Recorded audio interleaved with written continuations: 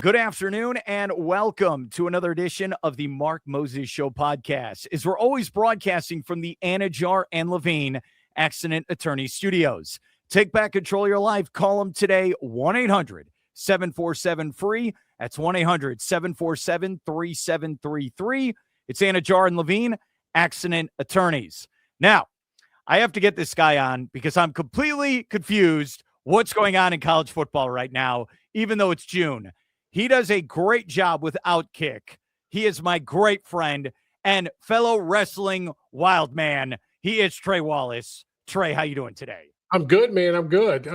Finally, there's like a break in the action of craziness from Thursday night to Friday afternoon. Like, okay, that's it. So I'm ready for everything to go crazy again. So, it is what it is. It's college football, and it's the freaking month of June. So if anything has taught me something over the past 5 years, is to expect the unexpected in the college football offseason now. So thank you, Jimbo Fisher and Nick Saban, for starting this 5 years ago. Here's the thing. So we're around the same age. We know in our core, because our family members taught us this when we were growing up, you can't gamble on sports under any circumstance. And everyone knows Pete Rose. Everyone at your core, you can't gamble on sports. You cannot. It's the one rule you cannot cross. But it appears in Lubbock, Texas, you can. Dude, what is going on at Texas Tech? It's the most fascinating thing I've seen in recent memory, and that's saying some things. I mean, we had house settlement, NIL, Jimbo and Nick going at each other over sliced bread. This is not, and it really comes down to Brendan Sorsby. The gambling and whatnot, like if he was betting on UFC, horse racing, Romanian soccer, the Nathan's hot dog eating contest, which he admitted to, I'm good. Like, whatever. I don't care. Like, fine. If you want to waste your money on that, have at it. But what stood out and what's agitated a lot of folks because they're confused is he bet on Indiana football when he was on the roster. He was on the scout team. His attorneys tried to make it act like, oh, well, he was not really a part of the roster. He was on the practice squad. So that, let's make a correlation. No, he was on the team. He stopped betting, according to him, which is what it is. We have to second guess everything. He stopped betting a week and a half before he was going to take the field because he got elevated to the backup role. So he says he stopped gambling then. But here's the kicker. He bet on Indiana basketball violation. He bet on Cincinnati basketball. And by the way, he's admitted to this in an affidavit, so it's not as if I'm just reporting it or anything like that. According to sources, he admitted it. I've read it. So he bet on 2 college basketball programs. He bet $6,000 worth of wagers on other college football games. And to go along with that, like I previously said, 40 times, according to him, is what he bet on Indiana football while he was on the roster.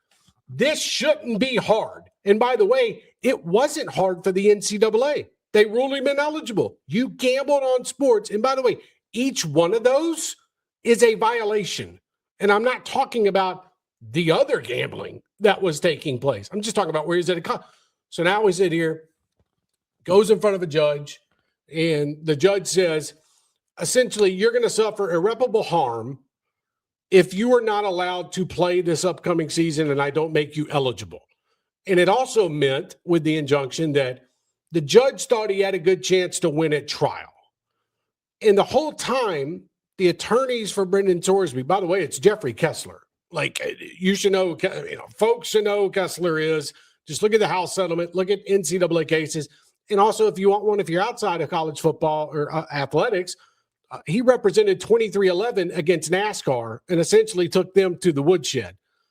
So they presented the mental health and addiction side of this and said, essentially the NCAA is not paying attention to the mitigating factors of why he was gambling, meaning they're not taking into factor that he suffered from a disorder and that he had an addiction to gambling.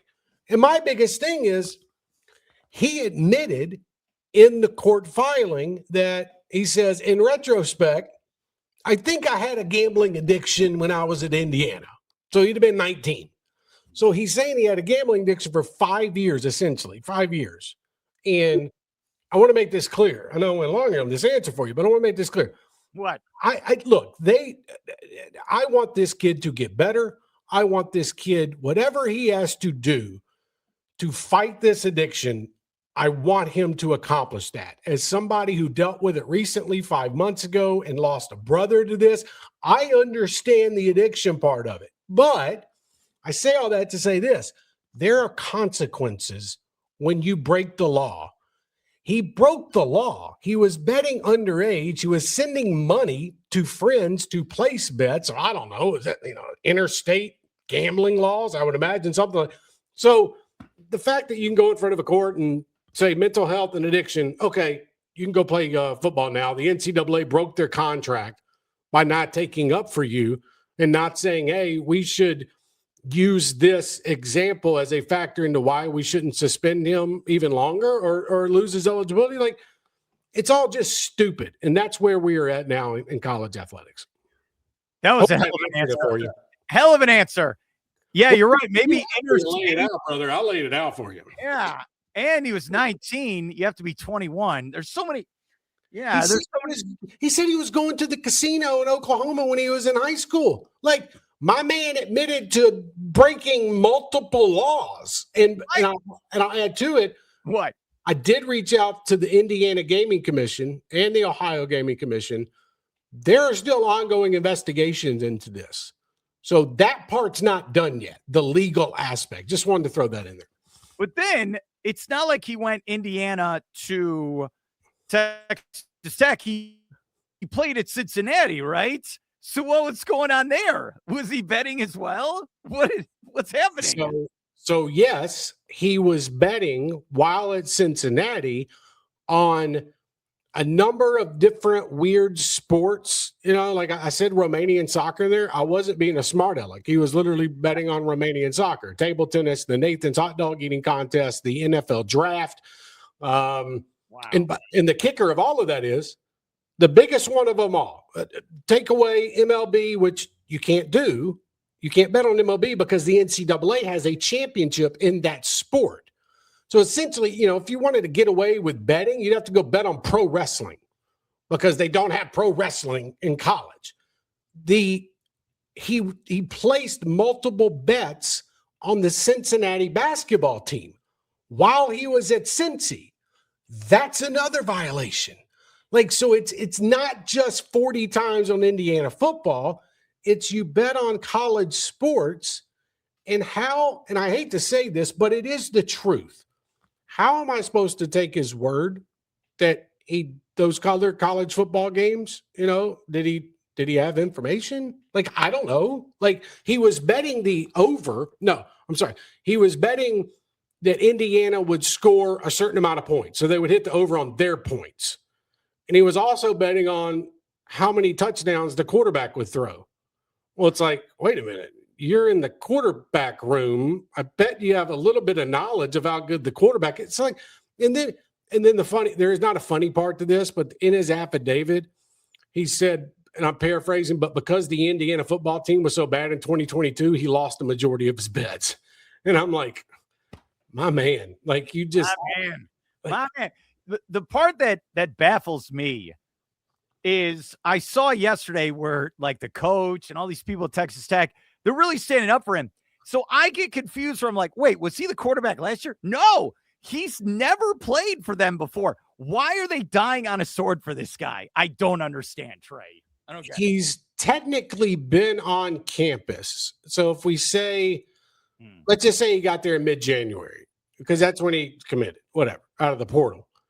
He's really only been on campus for 4 months because he was ruled ineligible in the spring in April. So it's not as if he has this big camaraderie, with the team or whatnot. Like, I know he's building that up, and I'm not trying to diminish that, but you asked the question. So I'm going to give you my opinion. I'm not reporting it. Here's my opinion of why. Hypothetically, what would happen, Mark, if the school had already invested or paid Brendan Sorsby, let's just say $3.2 million. Let's try to be exact in our hypotheticals. Okay. You're $3.2 million in. Are you going to initiate the ethics clause in an NIL contract, in a rev share contract, which, by the way, these contracts state if you break NCAA rules, it is the same thing as breaking a rev share agreement with a university. You broke the rules. So there are ethics clauses in these contracts. Texas Tech decided not to initiate that clause, hypothetically. So in essence, we're looking at a school that has invested the money. They would be on the hook, hypothetically, for probably about another 1.3 million. And that's their best opportunity to make the playoff next year, because you got to remember their backup, Will Hammond, coming off a torn ACL, would probably be ready, week 2, 3, but you never know with ACLs.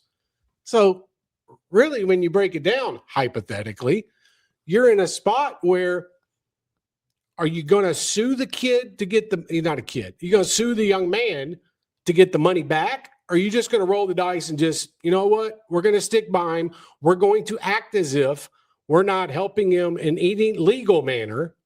So it just so happens that Jeffrey Kessler, who, by the way, is representing Texas Tech, if the Big 12 sanctions them, he's already released a statement saying, hey, I'm going to sue you if you do that.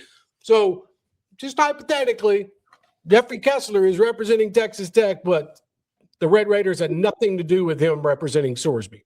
But wait, he is suspended for the first 2 games of the season, right?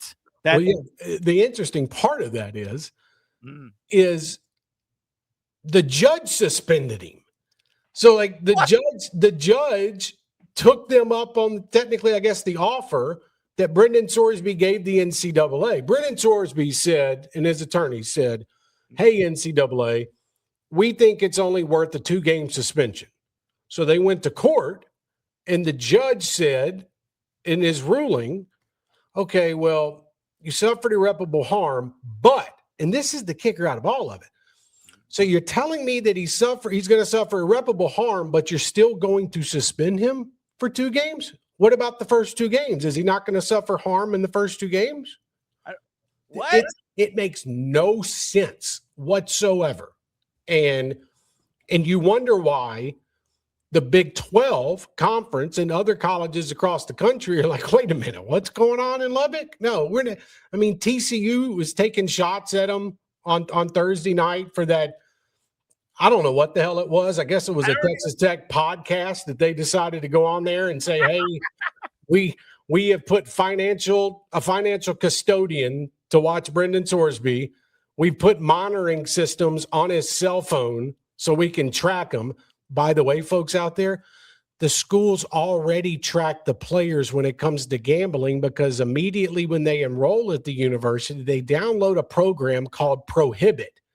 And if they get on any kind of app, gambling app, it automatically comes up. So, like, I don't know what they did with the phone. It's like a parent putting a parental lock. And so this is just – Texas Tech has got to learn to be quiet, because they're making themselves look even worse, Mark. And they had a great year last year. Right? They won the Big 12. They made the dance, whatever we're calling it now, the playoff. What? This is what you're going to do? They've become – look, they had an opportunity. I'm not going to say they're going to turn into like America's team or anything like that, but they were bucking the system. And they had an opportunity to take advantage of that. But then Cody Campbell, mega booster, also on the board of regents at Texas Tech, also is essentially writing the legislation with Ted Cruz to save college sports. He's inserting himself a lot into this. And then he goes on, I can't believe I'm about to say it, but he goes on with my colleague, Dan Dockage, on Wednesday, and essentially says, no, he does say this part. He says, well, I don't remember people boycotting Penn State after all the stuff that happened there. And I'm like, wait a minute. Did my dude just make a reference to Jerry Sandusky and Brendan Sorsby? Like, what are we doing, Moses? There's no one there's no commissioner. There's no one in charge. This is the problem, because you should lay the hammer down. It's the Wild West. All of this. I can't keep up with this after a while. You know what it is? College is supposed to be an institution of higher education. These are supposed to be the smartest people, and they're going to teach these kids how to do things right moving forward. They don't know what they're doing. No idea. Dude, the president of Texas Tech came out in that 22-minute weird podcast sit down. God bless them. They probably got a bunch of views and they can monetize that on X. Congratulations on YouTube. Yeah. But he comes out and essentially says, well, the rules are, antiquated from back in the day. And, we propose changing the rules to gambling. And he says, millions of kids now are walking around with a gambling app on their phone, and the temptation. I'm like, no, dude. Athletes know, well, I thought they did, that if there's one thing you don't do besides your Snapchatting and your Facebooking and your Xing and all that stuff is you don't bet on your own freaking football team or your own team in general. I don't care if it's javelin or track and field. And this young man did that. And the fact that we are sitting here having to agree with the NCAA, which I agree with them, 100%. And also at the same time, the Big 12 is sitting here, and I talked to multiple people within the Big 12 over the last week or so, Mark, and they're sitting around like, wait a minute, why would we be essentially ran through the dumpster with Texas Tech over this? This is not right. There's no integrity in this. And what's sad about the situation is, as much as I want to believe Brendan Sorsby, okay, as I really do, because from everything I've interviewed him a couple times, that is a nice young man, okay? But how am I to believe that he wasn't placing bets on unregulated apps for the last 4 years, and those are the ones that can't be tracked? I had a gaming commissioner tell me that the one holdup that you could see in tracking down everything he did was you're placing bets on these unregulated apps, these prediction markets, and it's tougher for the commissions to get a hold of that. So that to me kind of sums it up in essence. I mean, he made $875,000 just from the University of Cincinnati rev share last year. So that doesn't include NIL, third party, and whatnot. And we're sitting here having a discussion on integrity in college athletics. And it's like, I just want to scream at the computer and be like, dude, he bet on his own team. I don't care that it was 4 years ago. And you know what? Here's my hard stance on it. And I'm sorry for the long answer, but this is what it is. He is lucky that he got 4 years to play college football, because in reality, he should have been caught the first year at Indiana and he wouldn't be playing college football anymore.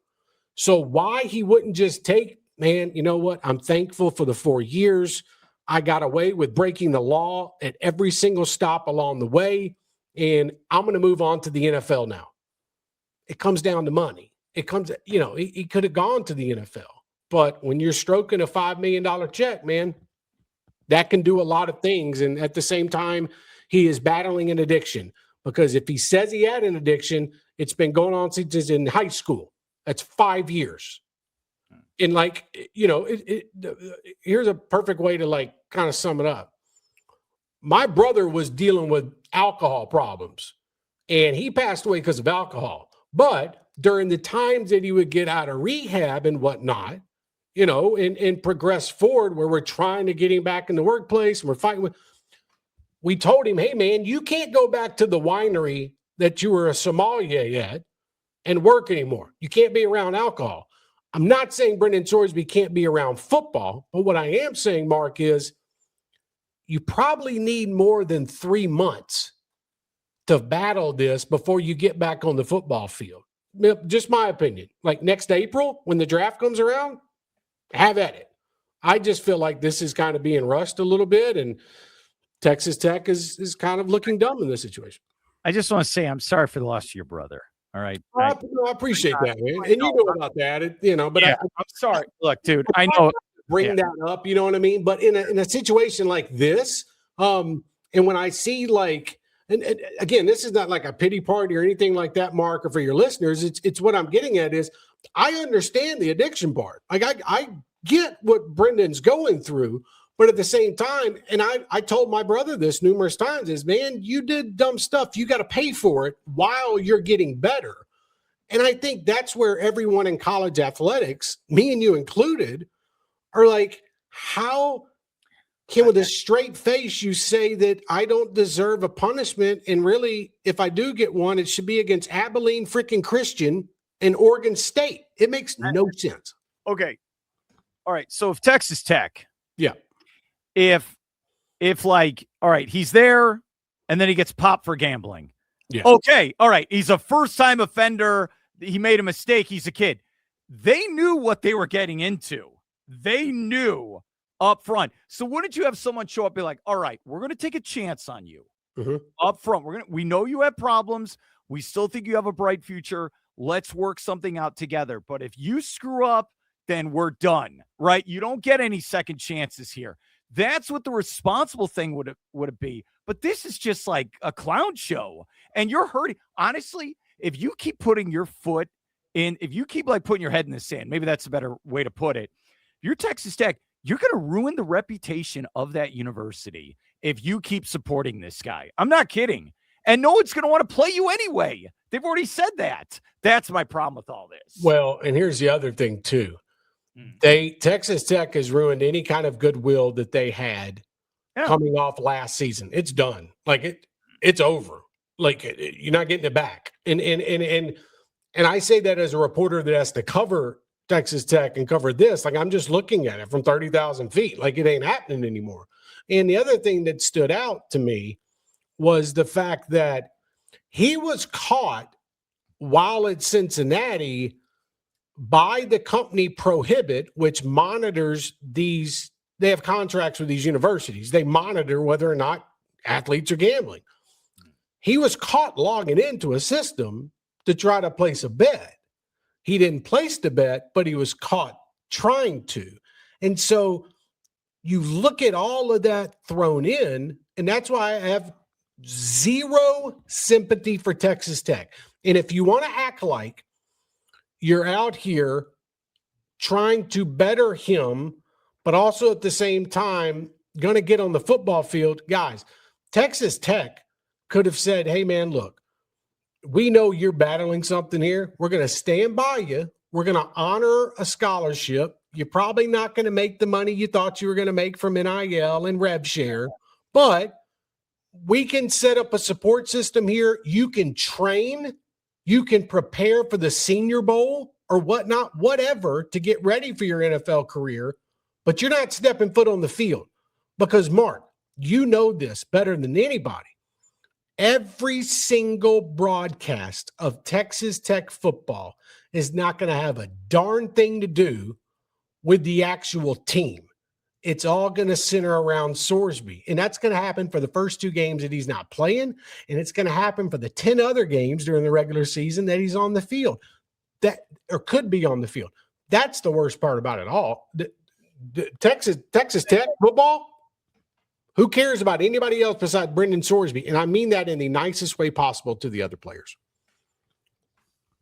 I would not draft him if I'm the NFL. I'm not. No. There's too much baggage here. See, you're an NFL guy. Like I follow the athletes that I cover, during the time, but I'm not like every Sunday I'm tuning in for this game or that game. And that was like the supplemental draft. There might have been maybe a handful of teams that would have taken a chance, I guess, maybe on him, but you're putting yourself in a spot where, you're going to have to go earn it. You're going to have to get on a practice squad or sign as an undrafted free agent and see if you can go make it. That's it. Right? Look, dude, you saw that Vandy quarterback and the way he acted after he lost the Heisman. Oh, Diego. Killed himself. Yeah. I know he's some rookie camp with the Ravens. No. Okay, this ain't – the NFL don't mess around. Not for long. NFL, No. We're not. And I would imagine the NFL has more information right now at this moment on Brendan Sorsby than the NCAA or anybody else. The NFL don't play around. I mean, they got former FBI officials and Secret Service people running their security. Like, yeah, you talk about addiction. He has an addiction. This is like this is on, because you as an adult, you're supposed to learn from a mistake like that. Okay, I don't. And like you said, he's making millions in NIL. He's making big money, and you're going to jeopardize that over Romanian soccer? Like you have a problem. That's what I'm. Yeah. And the other thing too was he knows that. I know, man. I'm trying not to say something I don't want to say, but the gambling addiction part, he says in the affidavit that in retrospect, I had a gambling problem my freshman year at Indiana. But here's the kicker to that. He admits that he stopped gambling a week and a half before he was officially on the sidelines as a backup quarterback. So what that tells me is he knew right from wrong. Yeah, he knew right from wrong his freshman year. He knew he couldn't bet on this. He didn't bet when he was going to be in the game.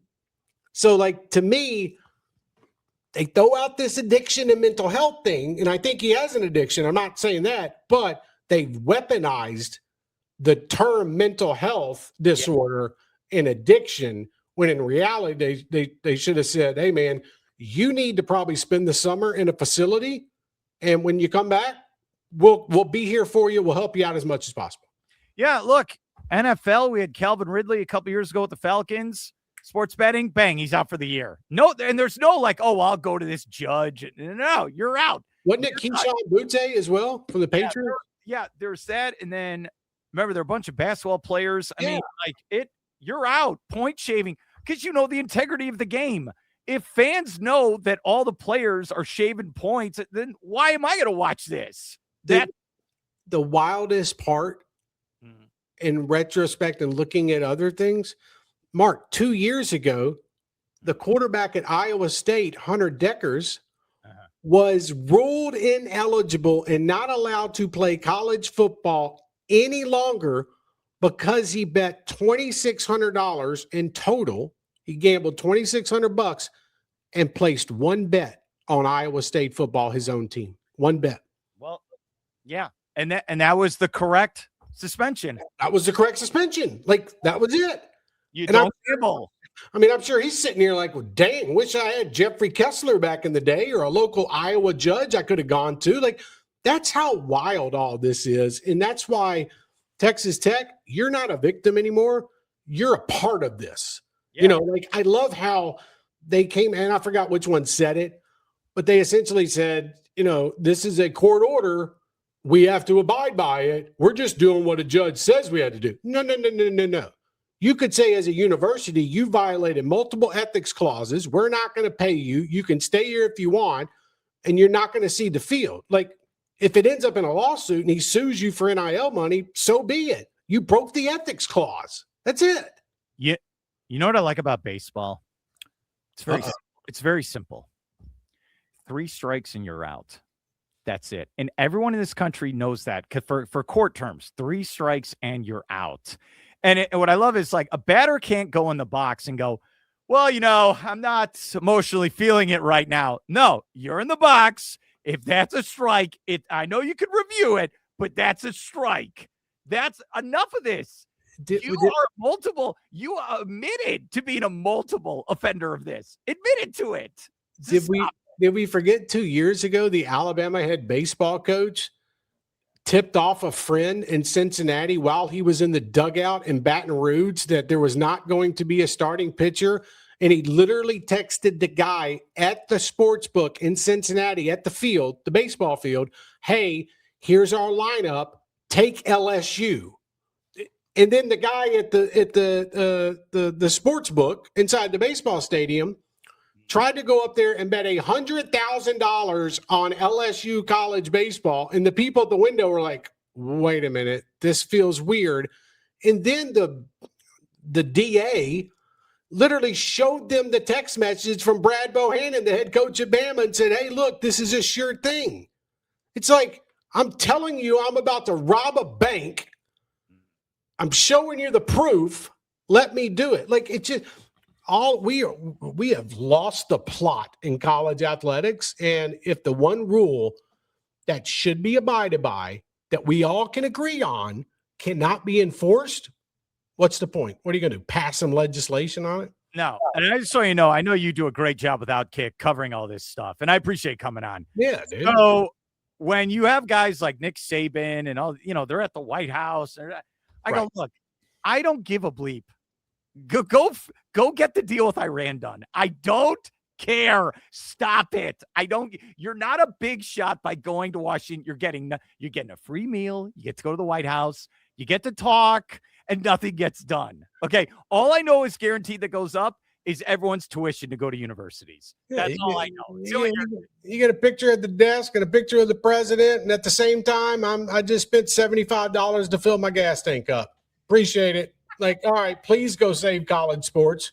Like, I know it's my job to cover this stuff, and I do, but some of this, I laugh at some of these things. It's like, y'all don't have anything better to do in the world right now than help save college athletics. Like God love these people, okay? But they can't go to their home states and stump and gain votes because you save college sports when my bread is costing me more, my gas is up the rear end, and you cover this sport, better than anyone. And it's like, all right, we expanded the playoff. That's great now. Let's expand it again. No, stop. Just stop. What was Indiana? 15-0? Yeah. What's the champion going to be? 19-0? We're going to go after. Stop it. Just calm down. For fun. We can't have anything nice for 5 freaking minutes. Like we always got to have more. We got to have more. We were at 4, and then we automatically jumped to 12. Now we're at 12, and the majority of them want to jump to 24 teams. There aren't 24 teams worthy of being a national champion. No. In my core, I have lived here in the deep South now since 2013. So that's 13 years now. Winning the SEC title game matters. Okay? Yeah. That matters.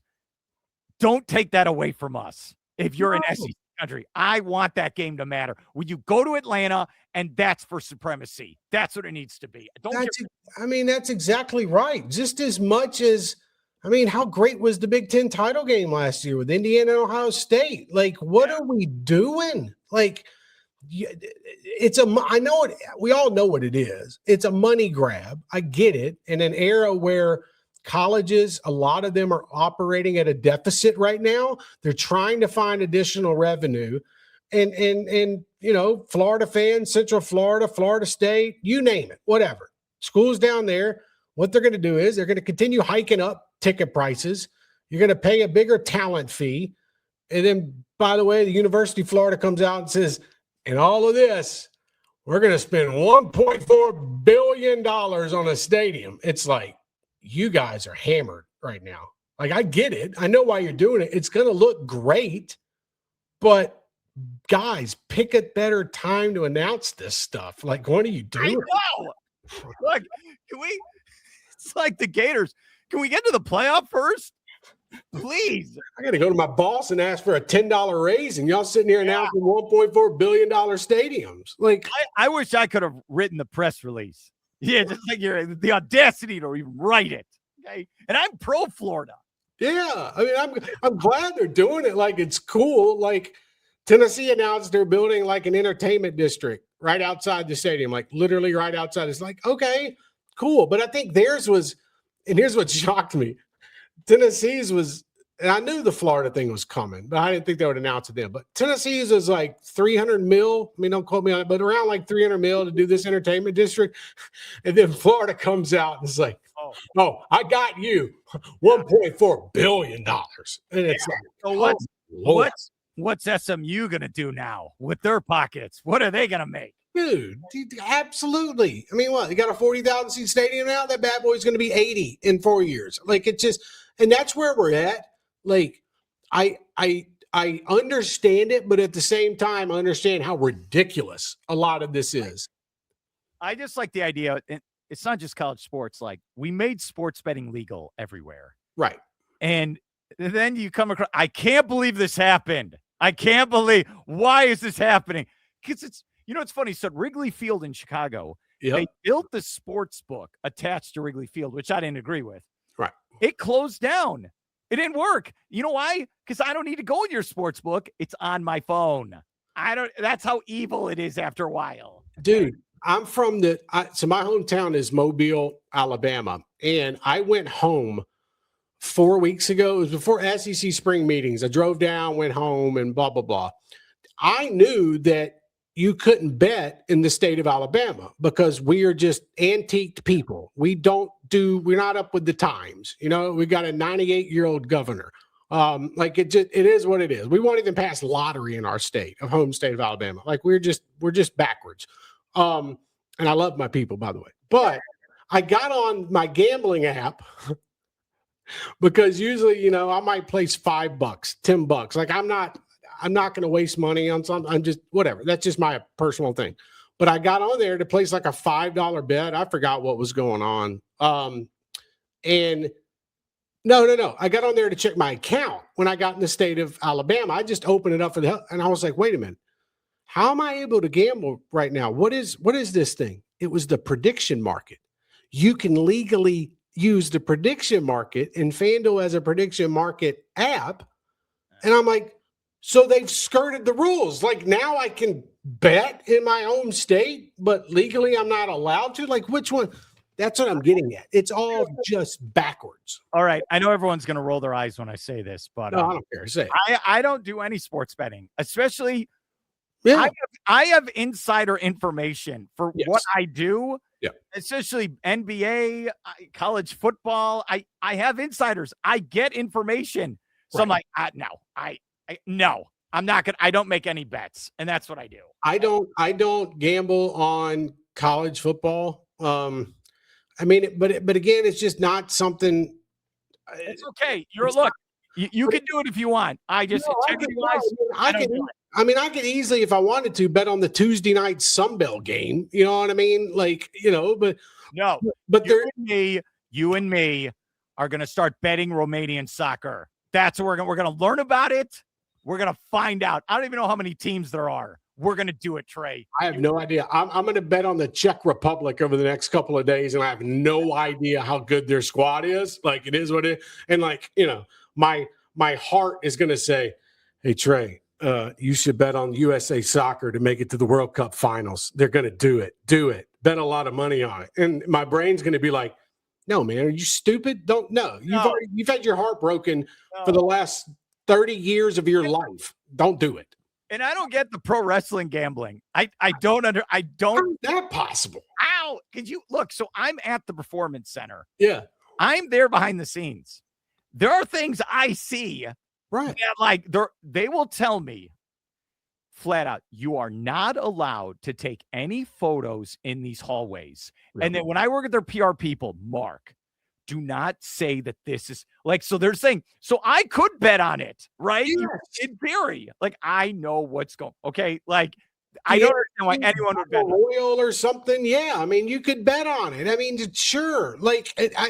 I get it. I enjoy, pro wrestling. I don't watch it as much now because I think storylines have gotten stale, the OG bloodline's back for the 88th time in the last 4 years.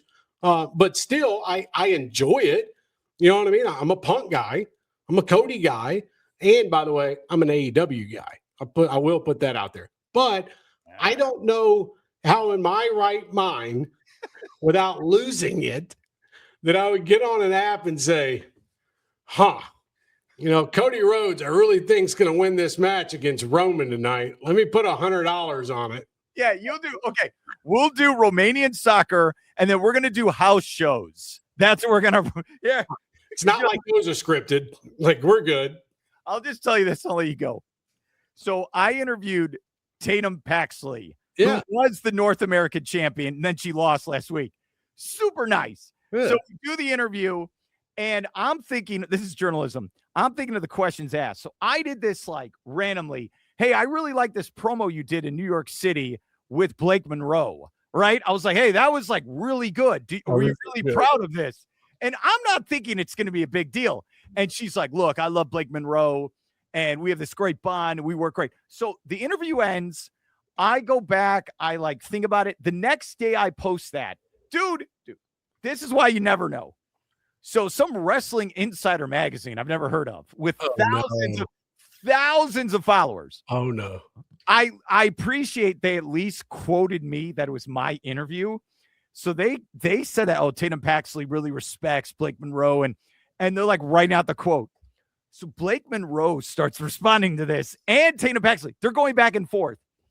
So that tweet has, I don't know, 350,000. Like, what in the world? You created wrestling drama just off that? Like the storylines playing out on your Twitter feed? Yeah. And I was sitting there at home, like eating a sandwich, watching basketball or something. I had no idea. And I checked my phone. I'm like, what is this? You know what it is? Hot ladies get clicks when it comes to wrestling. They know what they're doing. Like, this is simple. They're playing the algorithm here. You know what I mean? Look, I appreciate, again, they at least quoted me like it was my, thank God. Okay. So because I remember that with the Seth Rollins thing. I texted you that night. I was at that show where he faked the injury and went full cape it. That's right. Yeah, I texted you that night and I put the video out on social. And I was like, well, you know what? I know what ACLs kind of look like. He looks hurt. Like okay, yeah, he's hurt. I think he's hurt. And I don't want to be that guy to be like, breaking news: Seth Rollins pops knee out of place at house, like whatever, Saturday night main event. Oh, wait. I saw that Nebraska volleyball player lady. You know what I'm talking about? Who signed? Okay, yeah. I don't know. What is her name? I know, in the comments, leave it. I can't remember. Yeah. Okay, so she came out, and it was like, it was kind of like the dark matches before the NXT show started. Yeah. Just for rep. She comes out to cut a promo. It was Trey. It's fantastic. So she comes out as a heel. I'm what every woman wants to be, and every man wants to be with me, and da-da-da. I was like, this woman, this is going to work. Okay? Whoa. This is, yeah, that was good. His name is Trey Wallace. I appreciate you coming on. You are the man, all right? The man. Dude, I couldn't have picked a better thing to do to wrap up this week before next week when we get into Congress and all this nonsense, and the Brendan Sorsby stuff will continue. Always have a blast, man. Like this is great. And I'm going to send you his Texas Tech jersey. That's what I'm going to do. And then show up to Big 12 Media Days wearing it. That's what you should do. That's how you go full NWO, is you bring Sorsby to Media Day in Dallas. Oh, and you act, no, and you can't ask me about it. No comment. I'm going to give one statement before, and you got to ask about stuff on the field. Joey McGuire says, nope, no questions about Sorsby, just stuff on the field. So guess what's going to happen? We're going to ask all 15 other teams what they think about Brendan Sorsby. I tried to tell people what's about this. All this is about to happen. They think it's coming. Trey Wallace, thanks for your help, buddy. I'll see you later. Can't fix stupid. I appreciate you having me, bud.